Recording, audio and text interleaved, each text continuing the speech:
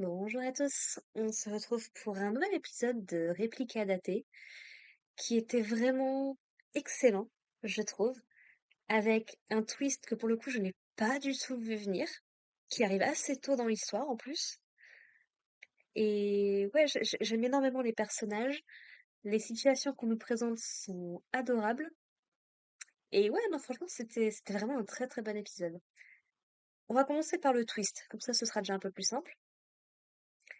On découvre dans cet épisode que Tsunada, qu'on a découvert depuis des épisodes, est en réalité une réplique, tout comme Nao. Et j'avoue que je ne l'ai pas du tout vu venir. Et ça explique, entre guillemets, des petites incohérences qu'on aurait pu remarquer par-ci par-là. Parce qu'en fait, il vient confronter Nao dans cet épisode-là, puisqu'elle a gardé les cheveux détachés, et il vient lui demander, tu n'es pas Aikawa, tu n'es pas Tsunao en fait, quoi.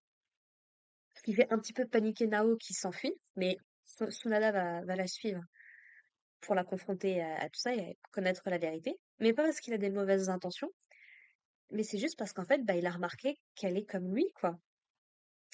Et au début de l'épisode, j'étais pas très sûre. Je me suis dit, ouais, alors il dit qu'ils sont pareils, mais est-ce que c'est juste métaphorique? Est-ce que c'est juste, moi aussi, je porte un masque ou machin et autres?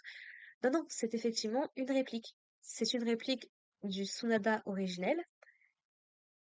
Et à la fin de l'épisode, il nous explique qu'en fait, il n'est né que pour une chose, venger Tsunada, puisque donc il y a un élève plus âgé a priori dans le club de basket qui l'a coincé euh, en début d'année, je crois, au mois de juin, donc c'est vraiment très très récent. Et en fait, lui a cassé littéralement la jambe, l'empêchant de pratiquer le basket qui était du coup bah, le truc qu'il aimait le plus dans sa vie. La seule chose qu'il avait entre guillemets à apporter, parce que les études, ça avait pas l'air d'être vraiment trop trop son truc. Et en fait, bah, du coup, il nous révèle dans cet épisode-là, du coup, bah, qu'il est né pour le venger. Donc, on comprend très probablement que c'est bah, pour faire quelque chose de mal au mec qui lui a fait ça. Et honnêtement, on découvre qui c'est dans cet épisode-là. C'est un mec qui s'appelle Ayase, je crois, et qui a l'air d'être une méchante personne, en tout cas clairement pas le genre de personne très très sympathique. Il me rappelle beaucoup, je sais plus, je sais plus leur nom dans Kuroko's Basket, mais le gars qui a blessé le chef de l'équipe de Kuroko l'année d'avant, et également le gars qui était dans l'équipe de Kuroko quand il était encore à Teiko. Si vous avez suivi un petit peu Kuroko's Basket, et c'est ce genre de personnage-là qui m'a rappelé. On découvre qu'il a déjà eu affaire à Sunao, d'ailleurs, puisque donc Sunao, quand elle est arrivée au lycée, bah, a fait un petit peu le tour des clubs, comme n'importe quel étudiant, en fait, pour voir s'il n'y aurait pas quelque chose qui pourrait l'intéresser. Et donc, ce mec-là, Ayase, lui a proposé de rejoindre le club de basket, mais elle a dit que non, ça l'intéressait pas. Il lui avait proposé de devenir assistante. Et là, du coup, en fait, Nao tombe sur lui et donc il va se montrer de nouveau insistant. Nao ne va pas chercher plus loin.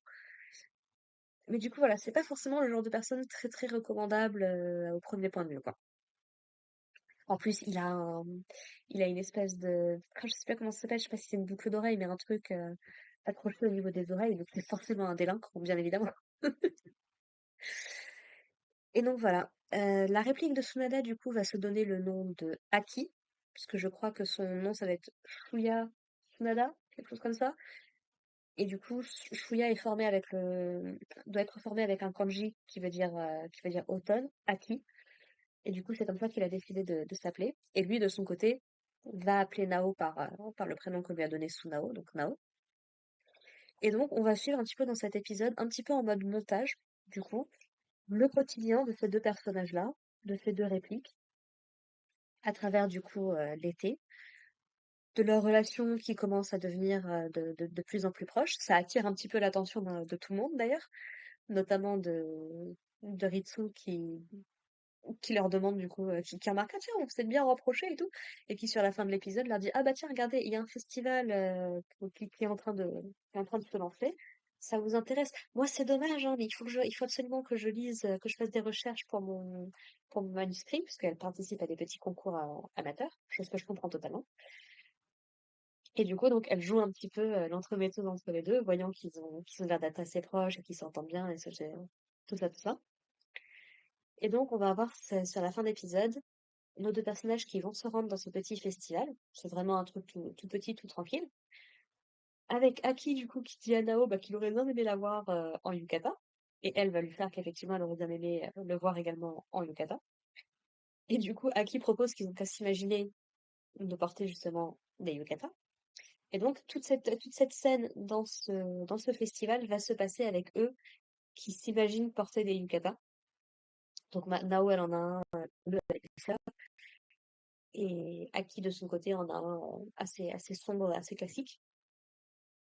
Et du coup, bah, voilà, ils vont passer un petit moment, ils vont manger des petits trucs, bah, ils vont faire un petit passage très, très sympathique. Notamment, ils vont manger ils vont choisir de manger de la glace pilée. C'est le genre du truc que je comprends pas. Comment ça peut... Personnellement, en tout cas, ça ne m'attire absolument pas. Et du coup, donc, Aki va demander à Nao de deviner le goût qu'il a pris. Et du coup, bah, il va lui en faire manger un petit peu. Et du coup, elle trouve pas, donc c'est du bleu tropical, je crois. Et Nao, du coup, un petit peu embarrassé, lui propose la même chose et il accepte. Et lui, il devine assez facilement que c'est du melon. Et sur la fin de l'épisode, du coup, bah, il lui explique qu'il ne pourra pas, qu'il lui dit adieu, en fait, aujourd'hui, puisque son rôle, comme on l'a dit, c'est de se venger. Donc voilà, non, c'est un épisode plutôt sympathique, plutôt intéressant. Donc lui, du coup, n'est né que suite à la fracture n'est né que suite à la fracture de Tsunada, donc c'est vraiment très très récent pour lui.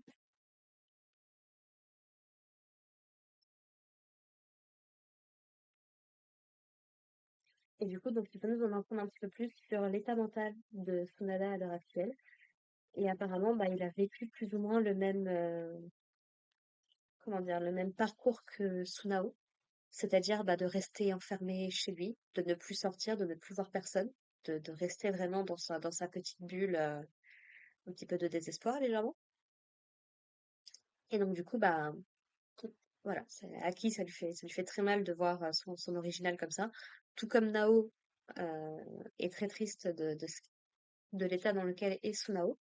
Même si cet épisode marque du coup le retour de Nao, puisque l'épisode dernier s'était terminé avec Tsunao qui l'avait fait disparaître. Un mois s'est écoulé depuis tout ce temps.